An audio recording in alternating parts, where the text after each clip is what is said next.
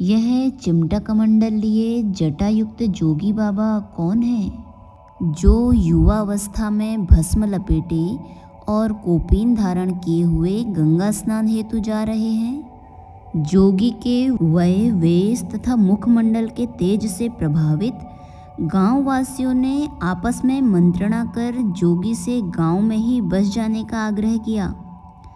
जोगी ने भी स्नान के बाद पुनः वहीं लौट आने का आश्वासन दे दिया और स्नान के बाद गांव में वापस लौटकर एक विशाल वृक्ष के नीचे अपना आसन जमा लिया। शीघ्र ही गांव के कुछ लोग वहां एकत्रित हो गए और जोगी की इच्छानुसार पास के एक खेत में भूमि खोदकर उनके आवास के लिए एक बड़ी गुफा बना दी।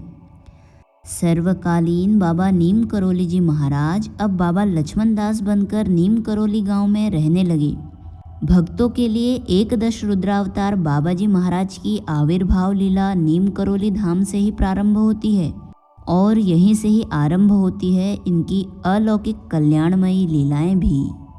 उत्तर प्रदेश के आगरा जिले के अकबरपुर गांव में एक कुलीन वैभवपूर्ण ब्राह्मण परिवार में प्रगटे बाबा जी महाराज धन धान्य से परिपूर्ण वैभव को बाल्यावस्था में ही त्याग कर घर से निकल गए थे।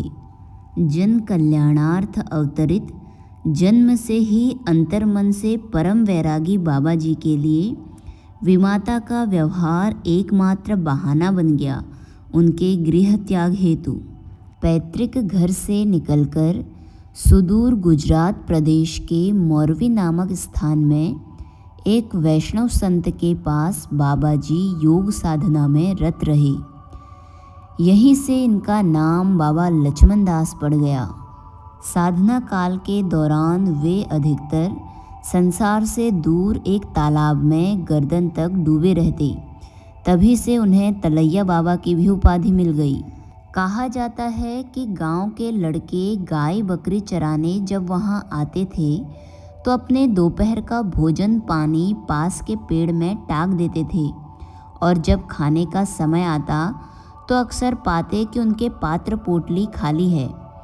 तब वे पत्थर फेंककर बीच तालाब में डूबे तलैया बाबा से कहते, हमारी रोटी लाओ, और बाबा जी हंस हंसकर तलैया के भीतर से तरह तरह के खाद्य पदार्थ निकाल कर उनकी ओर फेंका करते थे। महाराज जी द्वारा की गई ऐसी प्रारंभिक क्रियाओं को हम उनकी तपस्या अथवा साधना की संज्ञा देते रहे हैं, किंतु स्वयं सिद्ध रूप अवतरित बाबा जी महाराज को किसी प्रकार की सिद्धि प्राप्ति हेतु कोई प्रयास की आवश्यकता थी ही नहीं।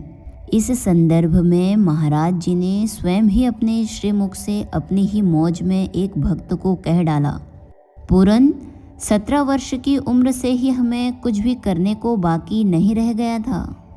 अर्थात त्रिगुणात्मक काया का पूर्ण रूपेण परिष्करण हो चुका था।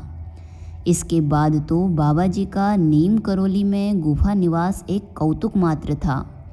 अवतार के उद्देश्य भक्तन हित लागी की पूर्ति हेतु